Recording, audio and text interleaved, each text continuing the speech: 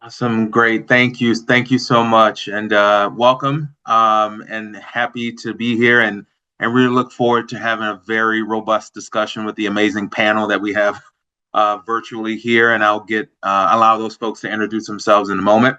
But as Isha said, my name is Reggie Parson. I'm the Deputy Director for the Maine Paid Family Medical Leave Program, and happy to be talking about a very important topic, not just about paid family medical leave, but how to strengthen Maine's workforce in terms of making sure we expand access to not just, everyone, but making sure that we have immigrants and communities of color also involved in that.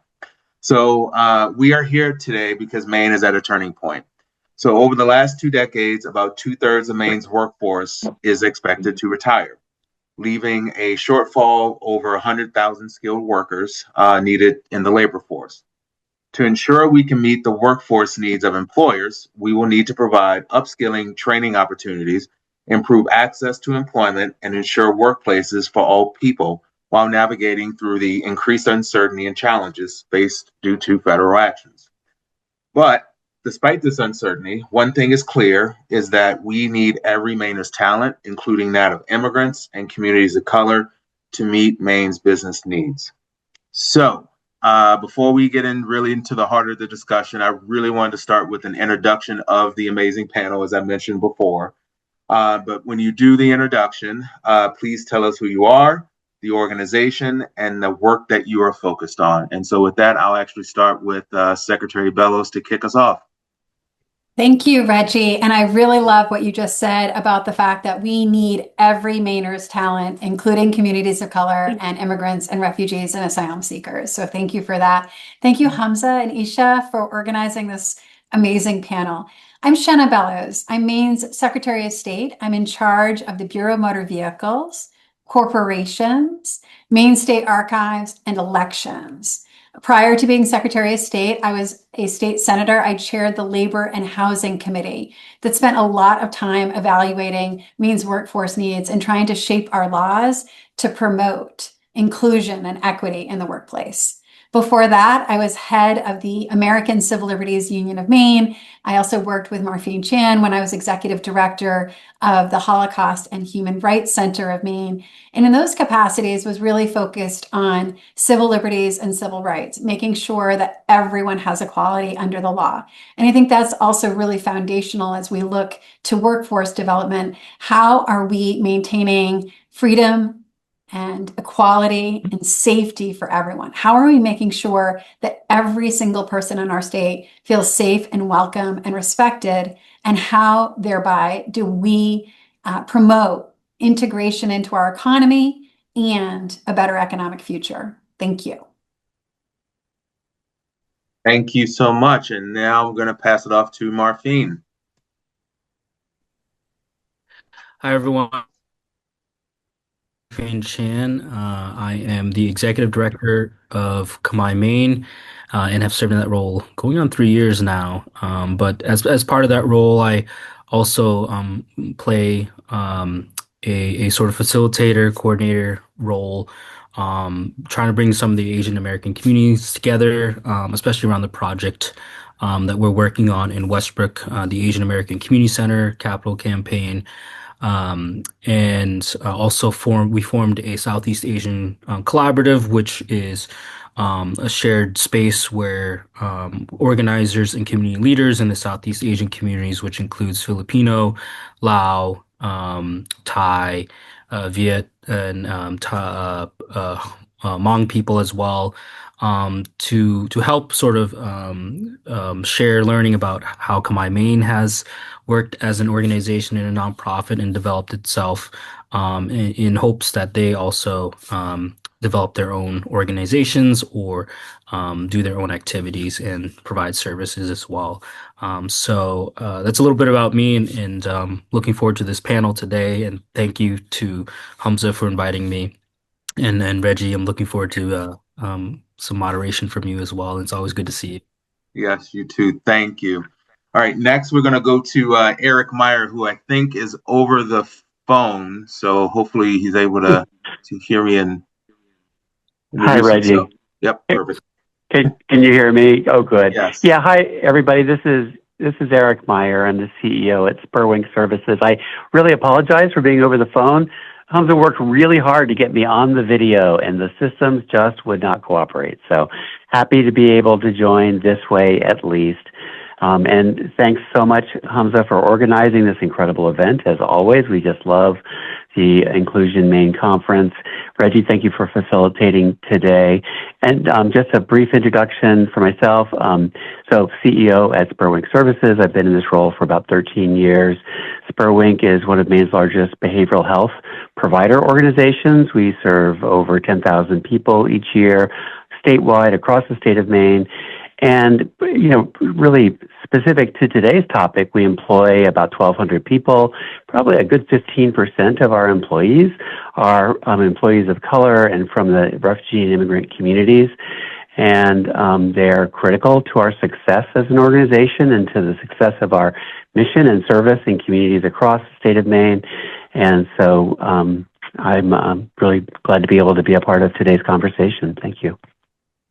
Awesome. Thank you, Eric. And now we're going to pass it off to Sarah Lewis. Hi, Sarah Lewis with Maine Access Immigrant Network, a community health worker nonprofit running going on 12 years now as a community health worker nonprofit in the state of Maine. Our organization, we've got our entire staff and our board, everyone except for myself, are lived experience. We serve the refugee immigrant community, and the people who are making the programs and designing the way in which we deliver support to the community are all folks who have lived experience and therefore experts on how best to deliver that service. We do deliver those services through multilingual case management. And we've got a lot of folks from all over the world on staff and a direct language line to help anyone who walks in the door. So we do case management, health education workshops, public health research, and public health advocacy at the state and national level. And thanks so much for including us in this conversation. A lot of the work that we have been doing lately over the last couple of years, surprisingly to us, has increased with a demand for just help with people getting that first job in the U.S. So I'm excited to talk about this because there's a lot of opportunities for collaboration, I think. Awesome. Thank you, Sarah. And finally, Lisa.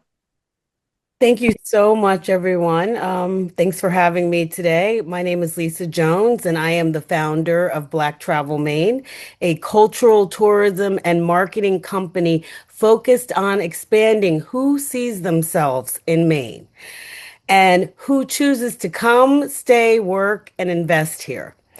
Over the past few years, I've had the opportunity to bring hundreds of diverse visitors to Maine through cultural experiences like our Black History walking tours, our MLK ski weekend, and our summer cultural tours. What I've seen is powerful. When people feel welcomed and represented, they don't just visit. They return, they spend, and they bring to Maine as a place where, and they begin to see Maine as a place where they belong. There are so many positive things happening in Maine right now, and we are seeing growing collaborations between tourism, education, and economic development. Organizations are beginning to understand that diversity and inclusion are not just social values, they are economic drivers. When we expand workforce diversity, we're not just filling jobs, we're expanding markets, we're increasing innovation, and we're strengthening community sustainability. Diverse talent brings new perspectives, new networks, and new opportunities for growth that benefit all of us in Maine, from our small businesses to our large industries. My work sits at the intersection of storytelling, tourism, and economic development. And I'm excited to be part of this movement in helping Maine grow in a more inclusive, vibrant, and economically sustainable way. Thank you. Awesome. Thank you so much. And so thank you all for the introductions. And now we're going to get really into what I think will be a very hearty and fruitful discussion. But before we get to the numerous topics we're going to talk about, I know that we're talking about today Maine's workforce and economy and all the things that are kind of uncertain. And I kind of want to just do a little bit of an overview about Maine's Paid Family Medical Leave program. And I know that's probably something that you probably all have seen either on TV commercials or if you're on social media doom scrolling, maybe one of our ads might have popped up. But it's really a good way to just serve as a reminder that, again, despite the uncertainty, there is now a new program that will allow Mainers up to 12 weeks of paid time off to deal with life's most critical moments. And so as we're talking about, what can we do to continue to grow our workforce and our economy, this program and this law is going to be a really strong foundation, I think, to helping Maine workers and employers feel like they're going to be able to have a safety net that is there when life happens, whether that's one of the most exciting times or probably one of the more stressful times that someone can go through in life. So I kind of want to just set the foundation there. And I'm going to kind of turn to a little bit about the topic of uncertainty and navigating through some of the fears. So for this portion of this discussion, it'll be led by both Secretary Shanna Bellows and Eric Meyer to give both the employer perspective and the eventually it'll be the nonprofit perspective, which will be Sarah Lewis and Martine Chan. But to get to the employer perspective, my question to you both, Secretary Bellows and Eric, is what resources are available right now for employers to support employees of color and immigrant workers during times of uncertainty or enforcement activity? And when I mention enforcement activity, it's around the ICE situation. So I'll start Secretary Bellows. So thank you for this question. And I want to start with the resources that you can find in your own organizations or externally. So when we got word that ICE was going to surge in Maine, we utilized Know Your Rights information, actually for my former employer, the ACLU, and from the Attorney General in Minnesota. So we coordinate a lot with other states. As secretary, I'm talking to other secretaries of state literally every day to coordinate strategies. And so it was important to us as an employer. I run a department of over 400 people to send out guidance to our employees to create a mechanism for reporting if employees saw ICE on one of our properties. So what to do if ICE showed up, and resources as well to establish a chain of command that and clarity that to enter a private area in a workplace, a warrant is required, not just a piece of paper, not what they call an administrative warrant, but a real court-ordered warrant. We distributed some signage so there could be clear signage about where ICE could not go, so employees would feel safe. And so again, there would be some external clarity. And we distributed information about who to call and what to say, specifically a script. I can't give you permission to enter. You must speak with my employer, who's the Secretary of State. So I think the first thing employers can do to make their employees feel safe is really think through different scenarios. I'm doing this right now in elections, right? I'm thinking through what will we do if ICE showed up at polling places? So it's trying to think through the worst case scenario for your employees, for your customers, and then what are the protocols, what are the procedures within the law that you can put in place. Now, at the state level, we're here to help in different ways. So I run the Bureau of Motor Vehicles. One of the things that we observed was that people who were being detained, they were having their licenses or their IDs seized and not returned. This is a real problem. So we are now replacing those licenses and IDs free of charge. And that's something, it's a service that we can offer. And it's something as an employer you can connect your folks to. Similarly, we heard from advocates that families were trying to get their papers in order in terms of providing for children or for property or just, just families thinking through how do they protect themselves in the event of a detention or a deportation. I run the Notary Public program. So you can become a Notary Public by applying to my office. Anyone can do that if they can pass the test. And so we worked with people to expedite notary public commissions among advocates so that advocates could become notary publics themselves, because we were hearing from families that were afraid to go to City Hall or afraid to go out to get something notarized. They need a notary to come to them. So as an employer, you could get familiar with some of those processes and some of those services that the state provides. And I'll kick it over to Eric. Well, thank you, Secretary Bellows. I have to say, I felt really good as you were describing all the steps that you've taken within state government, because I was like, oh, good, we're doing it right, because we did essentially the same things, which is fantastic, making sure all of our employees know their rights. And I think that the ACLU information is spot on about clear, concise information for people to be able to have. We also have signage at our workplaces. And in particular, it identifies the need for a judicial warrant, I think exactly as Secretary Bellows mentioned, as opposed to an ICE agency-developed warrant to enter. It needs to be a judicial warrant. And we all know that may or may not have a lot of influence in the moment for somebody's behavior or an agent's behavior as they approach one of our workplaces. However, it also is an important message to our staff that we're paying attention, that we care, and we're making sure that we're setting the rules out in a way that I think they experience as supportive. The protocols of what to do, how to get help, who to call, all of those things for all of our staff, making sure that they feel like they've got some next steps if that were to happen. And at Spurwink, we had a number of instances of agents coming to certain of our sites of employment, picking up staff or their family members at different times. And those were incredibly scary moments, I think, for everybody involved. Some things that we did in response to those situations, of course, is make sure that we were in touch with the families of the individuals that were impacted. We made sure that we were, just available to their attorneys to provide some useful guidance. We did letters of employment and letters of support for work that they had done with us, and making sure that as they were involved in hearings, that they would hear from us, from their employer, about the amazing work that they were doing and how highly we regarded them.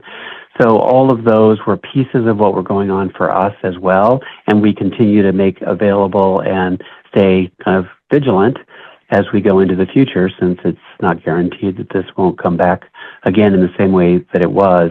We also want to make sure that we aren't attorneys and we're not providing legal advice, but we do make it known to employees that ask those questions or that they're wondering about resources about the Maine Immigrant Rights Coalition, Pine Tree Legal. Those are good places to start as well. And then we've got lots of folks who have family members in the Boston area, for example, that work for us, but their families are there.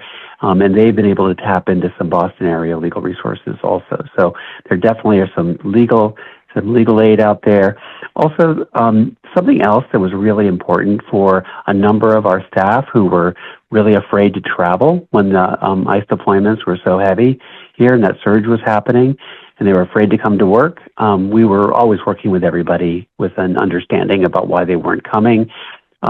We connected people with networks of mutual aid, and many of you may be aware or have participated in those, but there were hundreds and hundreds of Maine people making sure that there was food, housing support, transport support, clothing, made available to families that were afraid to go outside their homes during that time. So those networks of mutual aid were really important.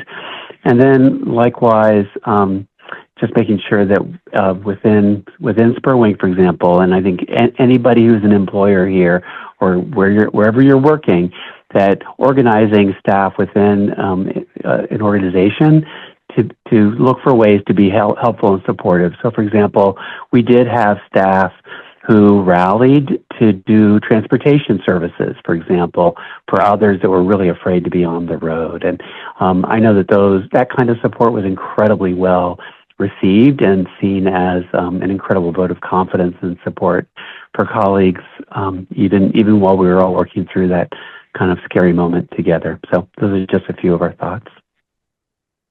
Wow, thank you. And that honestly, that really goes to show, based on both of those examples, that Mainers do take care of each other. So thank you both for really those examples.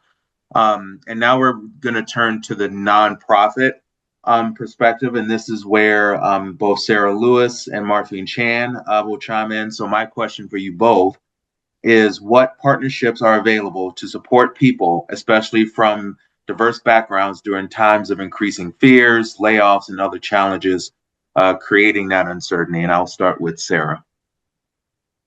I just have to echo that I think what my co-panelists who have just spoke, the work that you've done at Spurwink is exactly what an example of companies that we really appreciated the way in which they stepped up and showed their human side during one of the scariest things we've gone through. We've been around for 12 years, and there's been a lot of scary stuff that I never anticipated facing in Portland, Maine, doing refugee, immigrant community health work. This was surprisingly the scariest. Our own office had to close physically, and we all retreated to safer spaces. I don't feel comfortable sharing on this Zoom, even where we were. If you check our website's down. We have our entire team were targeted. We had people who were followed home.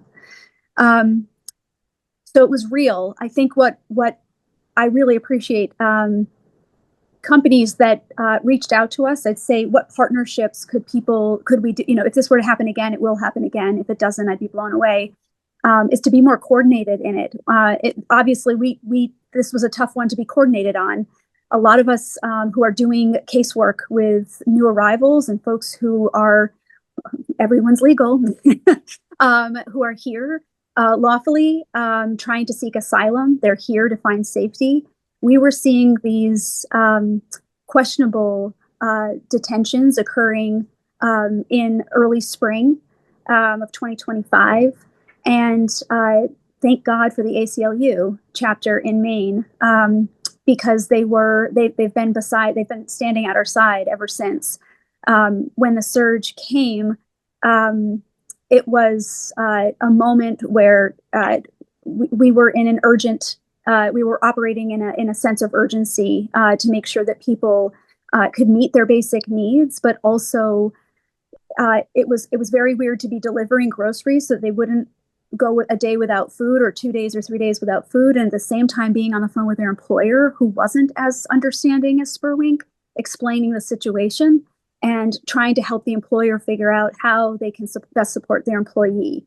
So I'd say, to prepare for the next one, we would love to be a part of a working group that has employers that went through this, know what worked, know what risks they took. That was a risk Spurwink took, I know, but can share how that risk paid off. How you still have your staff. You don't have to train up a whole new staff. You don't have to worry about people who are gone now, who you really cared about as being a part of your team. We had hospitals reaching out in the southern Maine area. A lot of the entry-level positions are staffed by a lot of the earliest arrivals who arrive in our office at Maine Access Immigrant Network who don't speak English yet.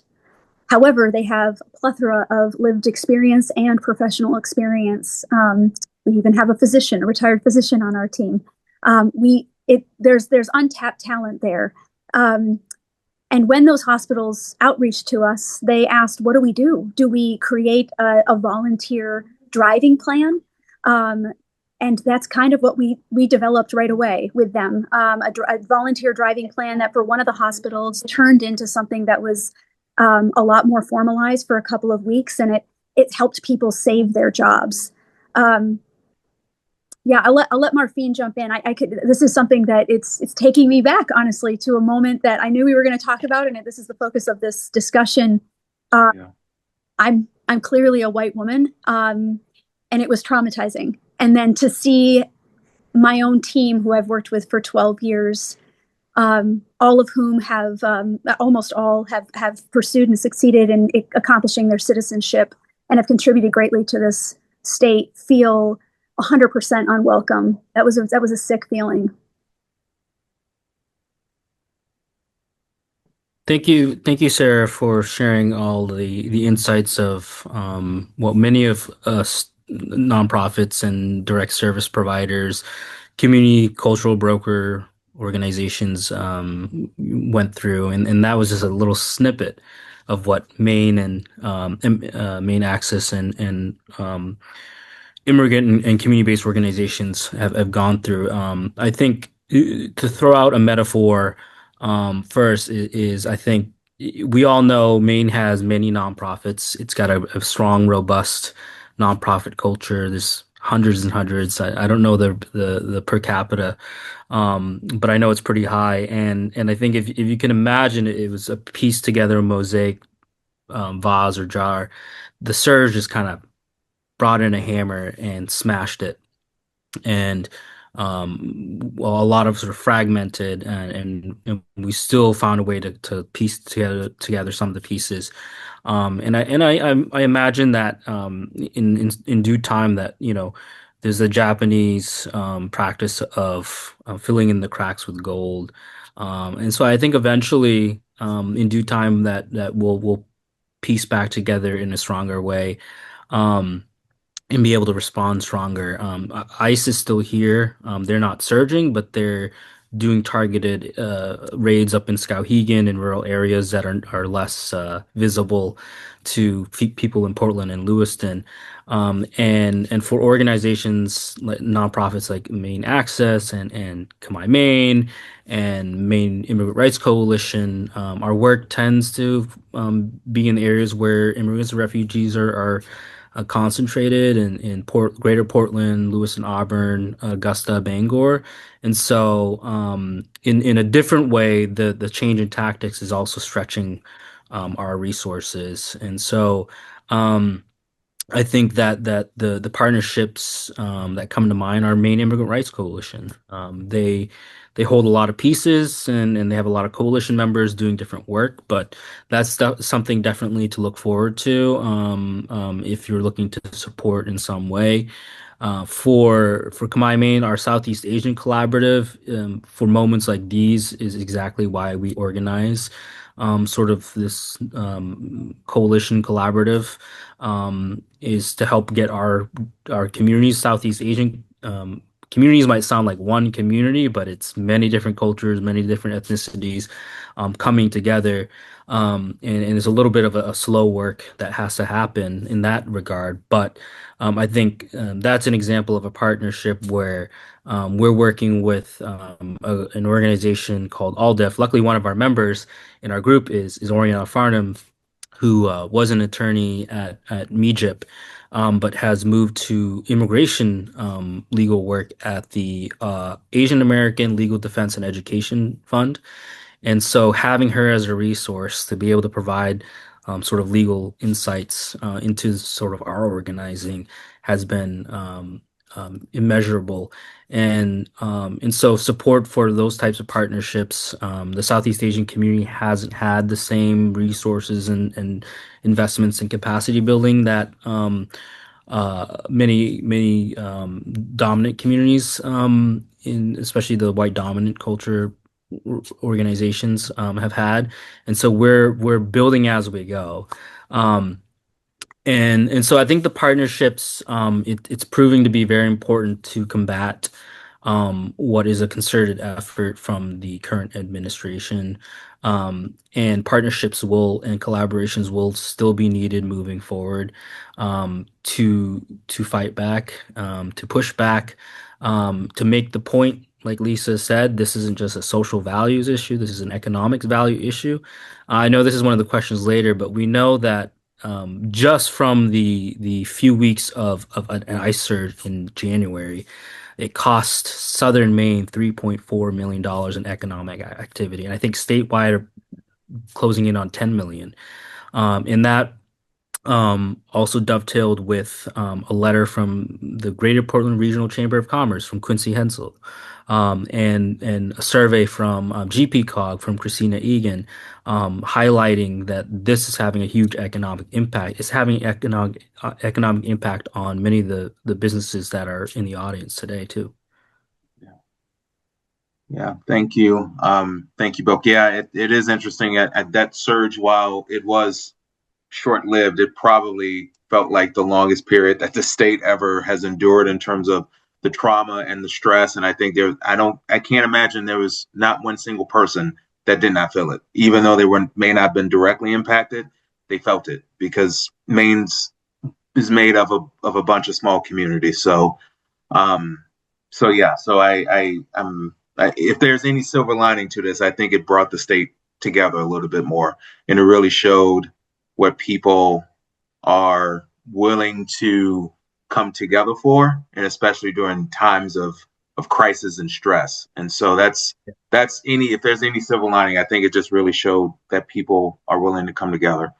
And Um, Reggie, I just have yeah, one more thing, one no, more go for it. important Yeah, yeah, partnership yeah. is the Secretary of State's office is a partner in the ways that Shanna had talked about. But we know her office is under attack to turn over Hmm. data, Hmm. which Shanna's fighting tooth and nail to prevent. And I know they're going after voting data, but what stops them from going after driver's license data in the future, or any other type of data that they can use to really target our community members? So, Shanna, I just want to thank you on video for fighting to defend that data. Absolutely. I'm going to add to that. No, thank you, Murphy. Thank you. Yes, and so actually, let's maybe shift the conversation a little bit to, instead of fear and uncertainty, talk about strategy. Even though we can always go back to fear and uncertainty at any time, but let's go to strategy and dealing with the workforce gaps. So, Maine is facing projected decline in the working age population, and a potential loss of over 100,000 skilled workers over the next 2 decades. So this question really is for Secretary Shinabellos and Marfine. So what are the most urgent workforce gaps that we need to address first, and I'll punt it to the Secretary. So this is so important. It's part of the state's economic strategic plan, and unfortunately, I think the ice surge and the presence of ice is interfering with our plan, right? Because we have urgent needs in healthcare. That is probably number one in terms of needing workers in direct care, and that includes childcare and care for our seniors. Maine is the oldest state demographically in the nation. And so we have real needs there, and for people with disabilities. We have an affordable housing crisis. We have a shortage of folks working construction and the trades, whether it's carpentry, electric, or plumbing. I think that's where the free community college is such an opportunity for people who want to gain skills in those trades and go into an industry that is desperate for workers. Because Maine is such a magnet, particularly post-pandemic for hospitality and leisure, we are vacation land. That is another area where there are huge workforce shortages, where, restaurants, coffee shops, businesses in hospitality are not open 7 days a week like they want to be because they can't find the staffing. And then one of the leaders in need, and we see this at the state level, at the Secretary of State's office and actually across state government, are business and professional services. So with the retirement of the baby boomer generation, we have just seen an absence in the ability to fill management positions and professional positions. And this is where I think the Trump administration's policy on immigrant and refugees and asylum seekers is so wrong-headed. We have people who are trained lawyers, trained professionals in their countries of origin, or who have licensure from other states that Maine has been very slow to recognize. And we have these management and leadership roles that we need to fill. This is where Lisa's work is so critical as well, to attract Black and Brown people from across the nation to come to Maine. And so, at the Secretary of State's office, this was a big initiative for me starting at the very beginning. And I was building on something I had done at the ACLU when we founded Maine Immigrants' Rights Coalition 20-something years ago. We also started something called the MEBIC Coalition, Maine Business and Immigration Coalition to really be thinking about immigration in terms of business opportunities. And so at the Secretary of State's office, I went out and did recruitment. I partnered with Marfine to talk to the Khmer community. I, went into mosques and went into community-based organizations to say, apply to work to be a customer service rep at the BMV. And working with the unions, which have been tremendous advocates, we got a language stipend. So now when we hire workers who have a second language, we're paying an extra dollar. They have to pass a test to show that their competency is in that other language, but they get an extra dollar an hour stipend in state government for having that second language. So we're trying to send that message that we want you to come work for Maine state government and to come live and work in Maine. Awesome. Thank you. Yeah, I think if we look at the data too, immigrant and refugee population tends to trend younger, largely because they do have larger families with more kids and more young adults, and a larger proportion of immigrant refugee the population is more educated with more college degrees and graduate degrees.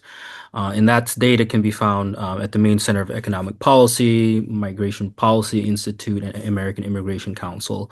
And so not only are immigrants and refugees and people of color in general, including Black, Brown, and Hispanic and Latinx, are helping Maine to grow its population, but we're also helping to turn the stereotype about Maine around in terms of being the oldest, whitest state.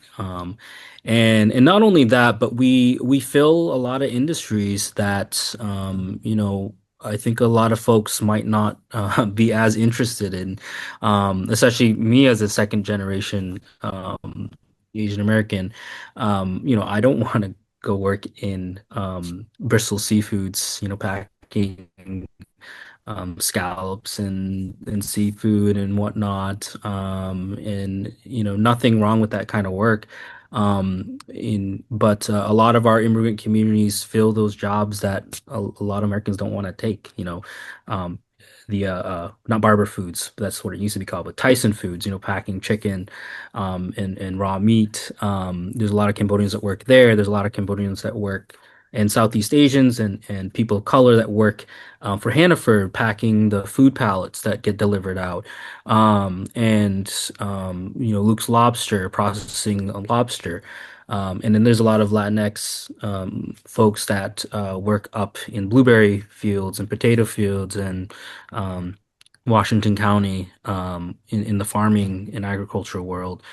So we are a part of Maine's economic and community fabric, just not in ways that are seen on splashy TV screens. And so that's what immigrants bring to Maine, not only the population boost, but the workforce boost, and thirdly, the culture and vibrancy and vitality boost. We're having a Southeast Asian festival, for instance, in May 2nd, on Saturday, which you're all invited to. But not only the Southeast Asian festival, there's I believe, an international festival in Deering Oaks Park during the summer. Lisa leads a lot of tourism work and hosts a lot of events during the year. And then there's Hispanic Heritage Month. I think, well, maybe not last year because of immigration concerns, but there was an annual Hispanic festival at I believe Sacred Heart Church in Portland. And then there's a lot of African festivals that go on. I saw pictures from Bangor of the Eid dinner, which was a packed ballroom in Bangor, Maine, a packed ballroom. I think Marwa Hassanian and Isha Khan, were you there? I think I saw that you were there. But an Eid dinner celebration. And so we bring culture, we bring vibrancy to Maine. And imagine if that's lost. Not only the economic impact, but the culture and the vibrancy that Maine is experiencing currently. For sure. Wow. Thank you. So we're going to switch a little bit of the speakers with a different question, and this one is going to be for both Eric and Sarah. But what role does upskilling and training partnerships in closing these gaps? So, can you provide an example where these strategies have either moved the needle, for a Maine employer? So, I'll start with Eric. Thank you, Reggie. Yeah, it's interesting. I mean, everybody knows Maine is a big, small town, and in small towns, the ones that thrive are the ones where folks connect. They look out for each other. They find ways to make things, find solutions that maybe one individual or one group of people couldn't do themselves. So for us, the idea of partnerships in all of this work is critically important. I mean, and for starters, we have partnerships and really strong relationships with SMCC, with the University of Maine system, both in Portland, and Lewiston, Auburn, even over in Augusta. Excuse me. We work with the adult ed systems in many of the municipalities where we work and where we have services and programs, and a lot of that is geared towards skill development or making sure that we have internship opportunities for people that are enrolled in programs, that they have an interest in some aspect of what we're doing. We put a lot of energy into trying to tap into all those lines of how do we leverage what's available in our communities around education, skill development, and then tie that into opportunities at SpurWink. We know exactly, as it has been talked about, we know that there's tremendous workforce shortage. It's only getting worse in this state. We have to all together, I think, figure out all the ways to make sure that everybody who's interested in working and wants a job has that opportunity, and we want to attract them. And at SpurWink, we're always hiring, and we're always looking for those opportunities that help people develop those skills. So that's kind of one high-level way that we do that. We also, within SpurWink, we develop programs for tuition assistance, for helping cover the costs of training and educational programs. So we try to make it easier for people to access those kinds of supports themselves as well. And then finally, something that Secretary Bellows mentioned earlier, this question of individuals who have education or degrees from other countries that don't easily map to what we have in this country. That creates a barrier that we are always looking for solutions to. I know there's lots of efforts by providers to be able to, and organizations to be able to help encourage that to go faster, to get state recognition of somebody's degree from a given country. But, we definitely have employees, folks that we will bring on from the refugee and immigrant community who are working in a job where they've got skills for a different kind of job. And because we can't get that approval yet for their degree, we can't yet put them in there. But we work really with the state and with them to try to make that happen to the best of our ability, because that is one of those barriers. And I think we're all missing out on a lot of superb skill and training that isn't getting recognized yet. So those are just a few of the ways we approach this. That's great. Thank you. And so, Sarah. Can you hear me? Yep. Good, great. I just have a low battery and I've got a cord ready to plug in. Yeah. Nonprofit work on a shoestring. Partnerships, training, upskilling. I think one thing I'm going to throw in the mix here, we're a small but mighty organization. We've got years of experience with very high retention, low turnover on our own team. And that's developed this wonderful mix of this international team that play off of the strengths of each other. They also, when someone walks through the door, they're meeting with someone on our staff. They're not meeting with me. They're meeting with someone on our staff who speaks the language. If they don't, they use a language line, but they've walked in a similar frustrating journey as the person walking through the door. They also are sitting down with the person in a case management or case support meeting, and they're learning about who that person is in front of them. So we talk about training and upskilling, and I really appreciate Secretary Bellows reminding us that we've got a wealth of talent coming to our state In Portland, we're an international trade port. I think more of our signage should be translated to begin with. I think that'd actually be kind of sexy and attractive for tourists. But I think that we have to remember that there's an entire story of someone. There is for our team. They all had professions before they came into the work of the role of a community health worker.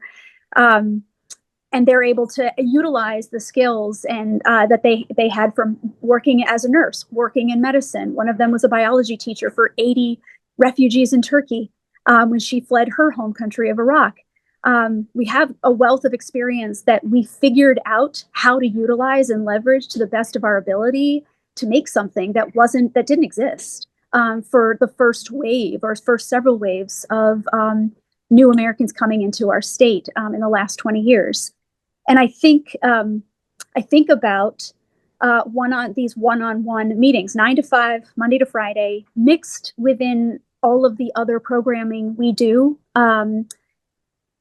Our staff, our community health workers, are getting to know the person who's sitting on the other side to the point where, cool, you don't speak English. We've got to get you into an entry-level position.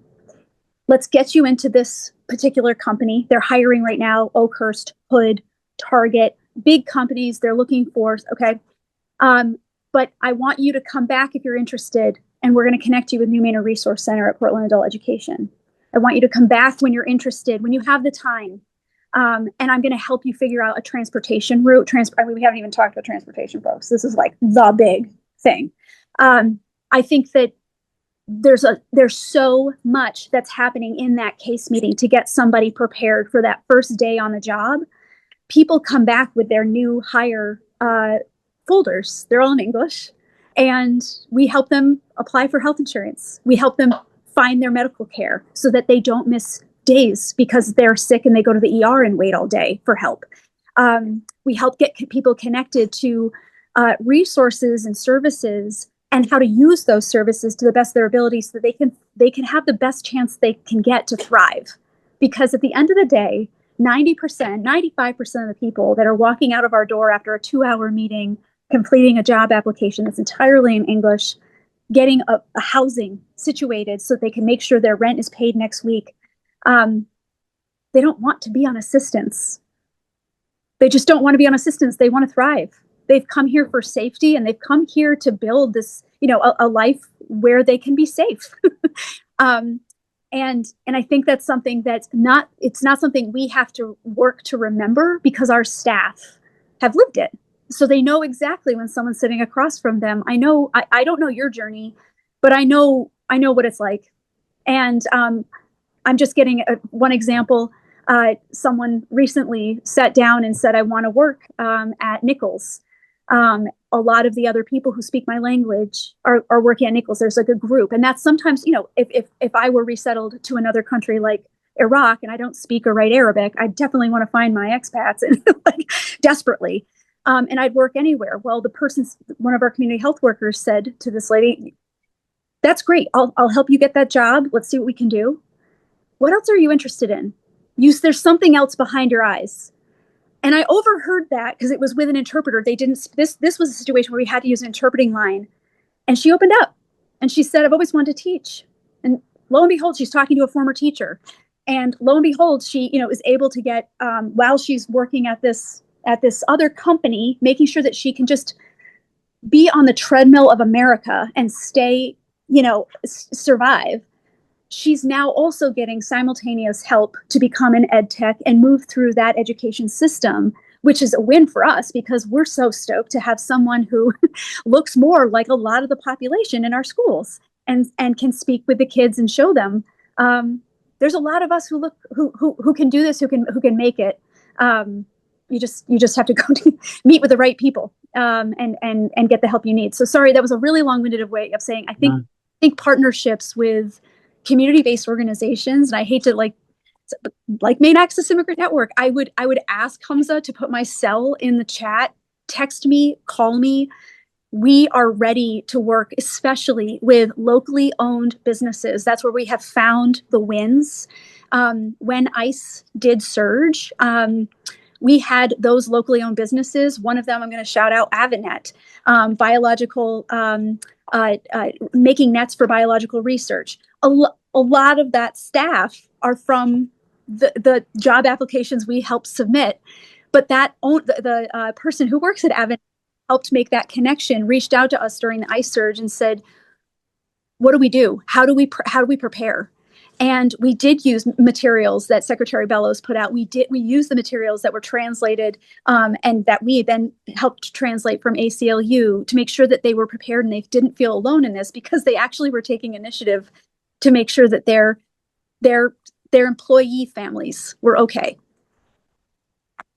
No, that's amazing. Thank you. And I know you need to plug your laptop back up so it can stay alive. But this question is for you, Sarah. And I know you hit on a lot of the barriers that you're seeing when folks whose first language is in English. And so this is probably just more of a continuation of that conversation. So my question to you, hopefully if you can hear, is that for people who have recently immigrated to the U.S. and don't speak English as their primary language, what are the challenges and opportunities do you see to better connect the talent with entry level opportunities?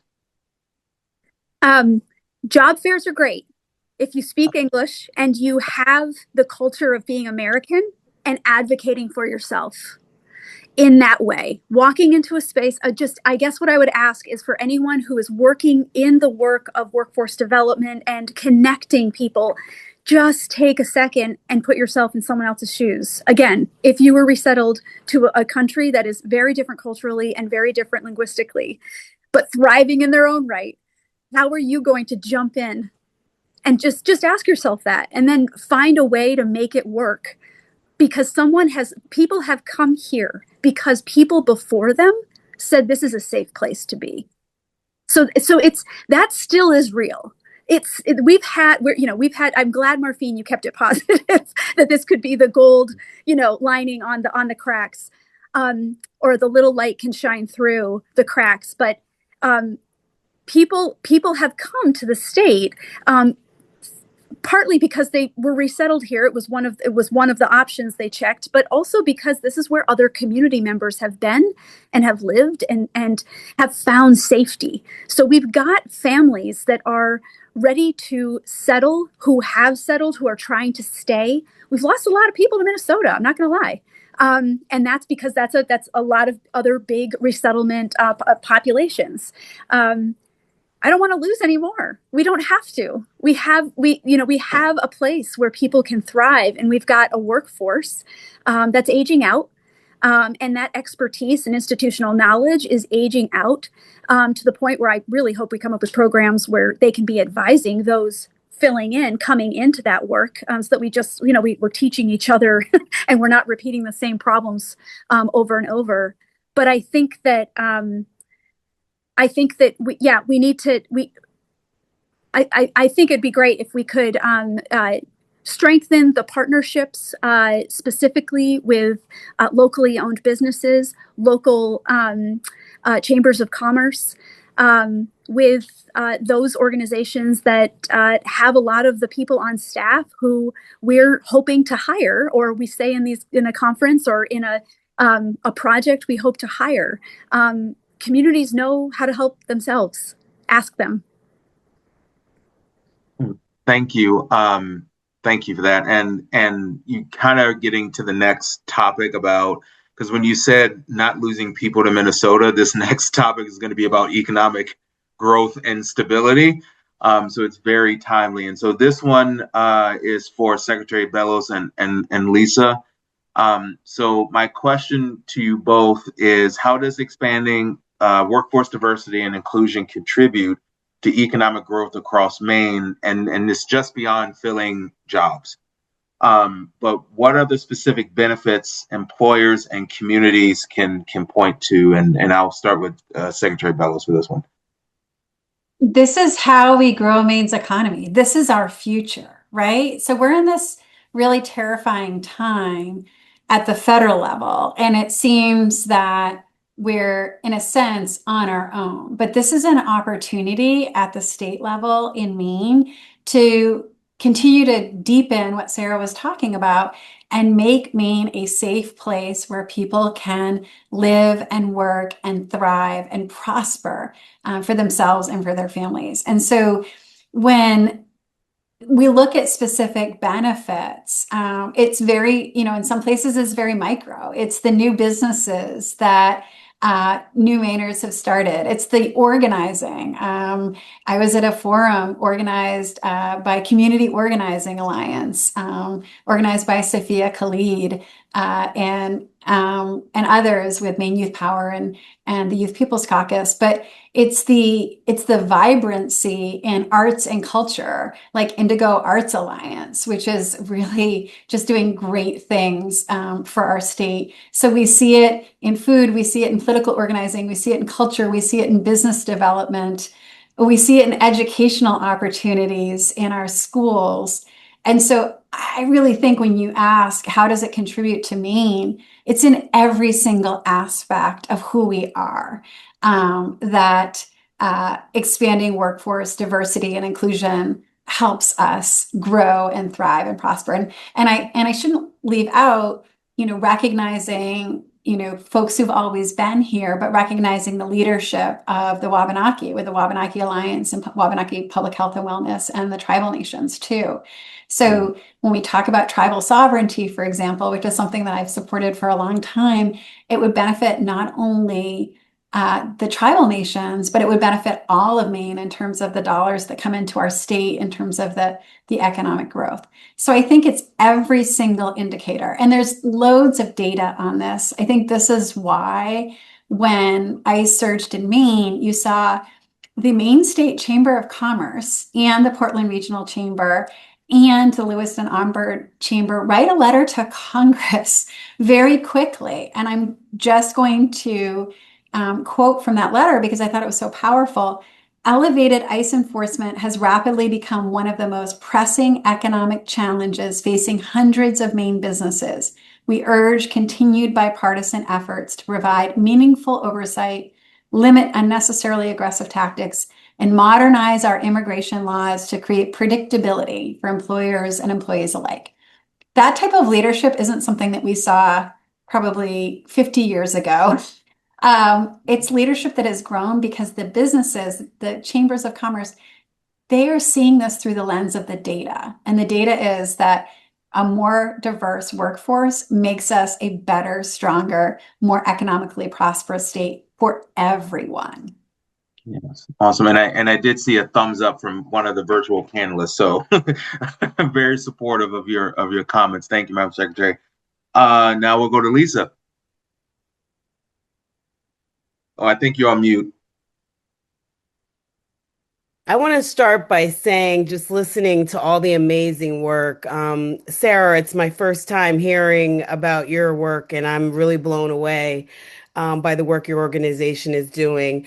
Um, Marfine brought up a lot of good points. I mean, even when he just spoke about the festivals, festivals draw economic impact. Whenever you have diversity and you're bringing in different cultures, people will travel from all over for that. But I can't help but think about when I first got to Maine and my first governor's conference on tourism. All the panels were focused around workforce development, and all I heard were all these small business owners complaining about how they could not fill positions in the heat of the season. And I saw this really step in and make a difference in Maine for the hospitality sector. Huge. Not only that, I think about the people that I've introduced to Maine that now have become doctors. I think about there's a doctor in Presque Isle, Dr. Ogo. I still remember her reaching out to me from USC when she was finishing her dental degree, asking me, was this a safe place for her to come and practice medicine and live in Maine? And I walked her through it. And she's now here in Maine and she's working. Camp owner now that I have a friend of mine who just is going to be investing in three camps here in Maine. just principals that have applied for jobs in the Portland public system, so school system. So what I'm trying to say here is that if they hadn't saw Maine as an option to visit first, this is now leading to amazing economic impact throughout our state. And so this work is very important that we continue to introduce all types of communities to Maine that have never been introduced to Maine before. And I'm going to, I don't know if you all are looking at the statistics on tourism. When we look at numbers, you want to talk about data? The latest data from the Maine Office of Tourism shows that last summer's room occupancy was only at 60%, guys, 60. I want you to hear that loud and clear. As a business owner, just think about that. If only a little over half of your rooms are being full during the busy season, something is going on here. And if we don't start introducing new audiences to Maine, it's going to affect all of us. And so I'm going to always hammer away that my work is so important that I continue to be able to introduce new markets to Maine because they come back and they invest in Maine. Thank you. Yeah, thank you. And actually, Lisa, you hit on something. As someone who's been here, it'll be 10 years in August. I knew no one coming to Maine, but had I known someone, I would have reached out. And I do think it's those conversations about, oh, I know this person from Maine. Let me go talk to them. And it really is, one conversation can really change the trajectory of whether someone feels comfortable enough. And I'm glad that that conversation happened where this person now has built a life here. And I do think that is one of the also benefits of Maine is that pretty much everybody knows everybody. And so if one conversation can really trigger really a lot of thought and a lot of confidence to say, you know what, I know Maine's like in the northeast corner, in the far corner of the country, but somebody's there, somebody's thriving. Let me take a chance. So thank you for that. And so I'm going to switch it a little bit to kind of to Marfine and Sarah for this one. But have you seen any clear examples of where workforce participation has dipped? Kind of going back to the conversation we had about the ICE surge of enforcement fears, and if so, what did your organizations do to respond? And so I'll start with Marfine for this one. Yeah, I mean, for sure. I mean, even within my own organization, we have a few employees who, were varying levels of immigration status, and had to stay home. And so our office had to, shift to more. I mean, we're already hybrid, but shift to more of a hybrid situation. My staff are off the website. Um, so if you go look at the website, don't just think that it's me, that's the only staff person. But generally speaking, what I've shared often is that a lot of Cambodian and Khmer folks were even afraid to leave their bedrooms, not just their house, but their bedrooms. And if you take that and apply it to other how afraid they were to go to work, ride to work, drive to work, all those types of things. So I think workforce participation definitely was heavily impacted. And also what I heard through the grapevine were that for folks who were detained and for folks who were staying home out of fear, it was impacting their ability to pay rent. And so evictions were being levied against folks. And so people were losing homes and not be able to have secure housing.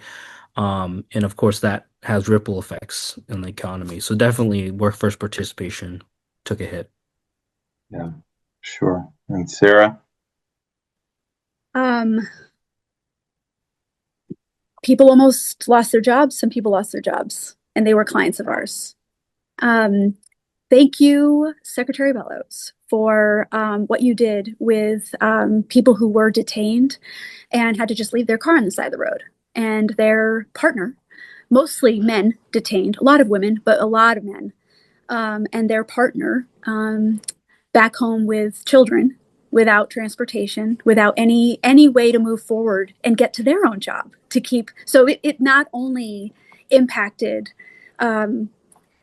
one person, detention experience, but it impacted obviously the entire family. It wasn't like the other family member was able to jump in and just start working because childcare is free in Maine. So thank you.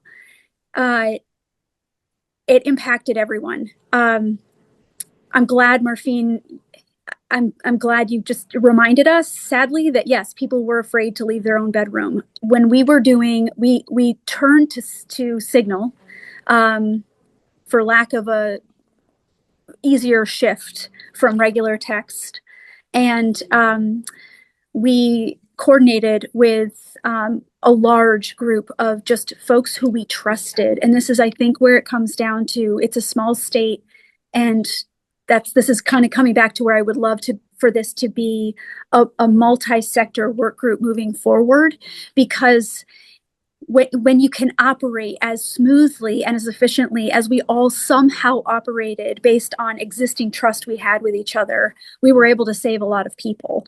And we were able to save a lot of jobs. The safe rides, hundreds of safe rides that were organized, that meant coordinating with, I'm not kidding, this is 2026 in America, and I'm saying a white person who looks like me would be, and with a US citizenship, would be a volunteer who would go and pick up someone who was afraid to leave their home because of the way they looked, because well, Blake and Riley, because they could be stopped based on discrimination. And I think that there were a lot of people who missed their shifts, and a lot of conversations our community health workers and myself had with those employers and managers of those departments, explaining the situation, because it just simply didn't surface in that person's world. It's not like they were ignorant per se. That just wasn't impacting them directly, and they didn't understand why someone couldn't make it to work safely. Yeah. Go ahead and ask me more. I could keep going on and on about that. Yeah. No. Could have happened. Another thing I will say too is, yeah. So you can't make it to work and you're an hourly employee. Can you make your rent? So it's like, I just wish we could have more op-eds that normalized how paycheck to paycheck majority of Mainers are living. Because we're not talking about we're talking about a 2-family household.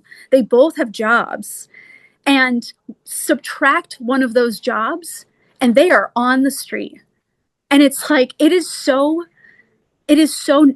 a large majority of us. And I know I'm preaching to the choir with a lot of people on this call just based on names that look familiar. And I think that's something that we need to start talking about internally. That probably, Lisa, wouldn't attract a ton of people to go to the state of Maine. But I think that it's something that if we can start talking about, wages just simply haven't met costs. And it dramatically showed the minute the communities that we were serving who don't speak English are on their way to building that language capacity, on that way to accomplishing over time the next level in their place of employment or in another place of employment where they might be able to make more money.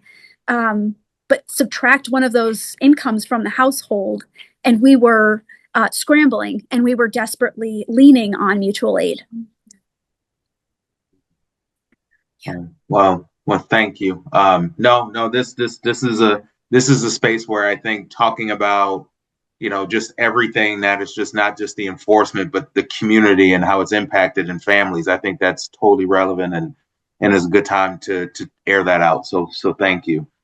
We're going to switch the topic a little bit to increasing diversity, which I think will be better for the entire state as a whole.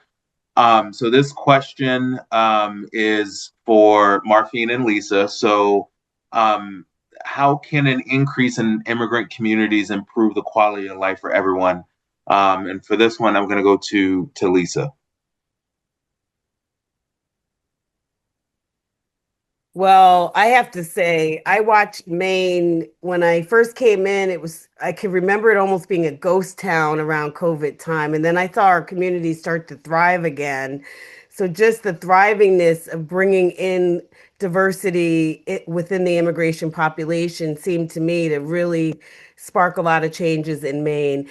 Um, an increase in immigration communities improves quality of life for everyone because it strengthens our social, economic, and cultural fabrics of the place that we live. First, as an economic standout, immigrants help stabilize and grow our workforce. I loved hearing what Sarah talked about as, they come in, it's great to be placed in entry level positions, but most of the immigrants that I've met and got to spend a lot of great time with are have master's degrees in their own country, and they were professionals in their own countries and engineers. And so to have that type of a pipeline for our state is huge. And so we can't help but notice how important that is. In Maine, where we're facing an aging population, it's critical to sustain our economy long term. So I feel that it's extremely important. Second, immigrants expand our local economies. They open restaurants, they shop, they utilize services that attract both residents and visitors. That increases foot traffic into the downtowns, and it creates more vibrant communities like I talked about. When I first came in, I can remember when that happened, and then I started to see Maine take a turn. Third, it's culturally beneficial. When communities become more diverse, it creates opportunities for connection, learning, broader perspectives, and it leads to stronger, more welcoming communities, places where people feel proud of where they live and want to raise families here. And finally, for my work in tourism, I can tell you this: people want to visit places where they feel represented and welcomed. When Maine reflects a broader range of cultures and experiences, it becomes more competitive as a destination, which drives revenue across hotels, across restaurants, and across local businesses. So it's just as important to support this work. It's so important. Oh, thank you. Thank you. And Morphine, to add Yeah, on? yeah. I'd like to think about it as sort of, health of democracy, health of our economy, health of our state. And this is where my penchant for analogies and metaphors is not always appreciated because of how skewed they can get. But there's been a lot of research around everyone's crazy about prebiotics and probiotics, right? Because of how good they are for your gut bacteria. But there's actually some really good research when people move to the United States from other areas of the country, their gut bacteria goes from being incredibly vibrant and diverse to then um, a little bit more bland, and it causes a lot of health issues. Um, and so, if we're thinking about it in terms of the health of our democracy, health of our state and our economy, think about it in terms of the next time you pick up a probiotic drink or a yogurt, that you're helping to feed the overall health of society when you're increasing the diversity of cultures in your in Maine's gut, I guess you can call it. So. Um, I'm gonna throw that out there just because it's probably gonna stick in your brains forever now. And Yeah. and that's all I'll say. Yeah. Thank you. And so basically, you're telling everybody on the call to just go get yogurt over the weekend and just add it to the grocery list. Yogurt, I Uh, mean, beer. yeah, that too. Yeah. But probably not those things at the same time. Anyway, I digress. So thank you, Martine, for that. And this last question is going to be for both Sarah, Secretary Bellows, and Eric. But what is one concrete action you would challenge every employer that is with us today to commit to in the next 90 days to strengthen our workforce development and our diverse talent? I'll kick it off to the Secretary. I would write this down. I'd ask yourself this question: who do you want to be in this moment? Because part of it is doing all the positive things that Sarah and Lisa and Marfine and Eric have detailed, right? Adopting some of those best practices. The other piece of it is being brave when you're asked to do things that you shouldn't, and not complying in advance with practices that are immoral or unjust or wrong. So do not obey in advance to something that is unethical. What happened even before the surge is U.S. Customs and Border Patrol asked the BMV for undercover license plates. And of course, there were rumors that this was going to happen. And so I said no, because we don't have secret police in a democracy. So just, who do you want to be in this moment that we're in? Thank you. No, that's I think that's a question that we should all ponder after this call, and really, really for a very long time after that. So Sarah. You stole my line. Yeah. I'll say is to follow through with figuring out who you want to be in this moment. I have had Hamza drop my email and my cell. It's honestly best to just text me because I am on the run. I'm in a hallway right now, the community center on the floor. But reach out. Please don't be afraid. If you are a business and you don't know where to start, or you know where to start, you have an idea, just reach out. We're innovators too. We have to be. We're low resourced. So these are small, our organization is a small little engine of an entrepreneurship that has 12 years running, and we're ready to innovate. And we'd love to work with more. We definitely would love to work with more locally owned and operated businesses that care, because they care. They care about the community. They care about who they're living next door to. And they care about, diversifying this space that we live in, because they know it makes you a fuller person. So reach out, follow up with what our Secretary of State has recommended.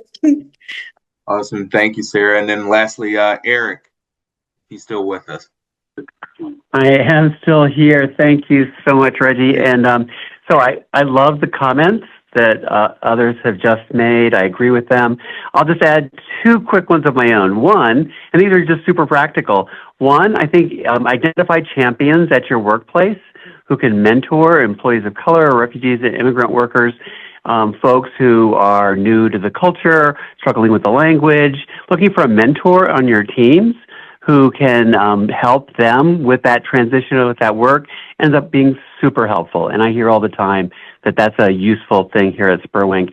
And then the other one is, if you don't already have some kind of program to support skills training education or English language learning, either tuition assistance or just coordination with local partners, that's a really useful thing to develop. So those two pieces are my sort of practical suggestions. Awesome. Thank you. And so really, before we open it up to questions, I want to thank all of the panelists here. And I know that Marfine had to leave, but this was a very, very robust conversation. And I think that was hopefully a way for us to have a lot of food for thought, especially the question that the Secretary, and I did write it down, who do you want to be in this moment? As we try to move forward. And so I'll open it up to kind of questions from anyone online. If you want to maybe raise your hand, and maybe the Secretary has to depart too, but thank you so much. If you want to raise your Zoom hand, and I'll acknowledge you, or go off mute if there are any questions.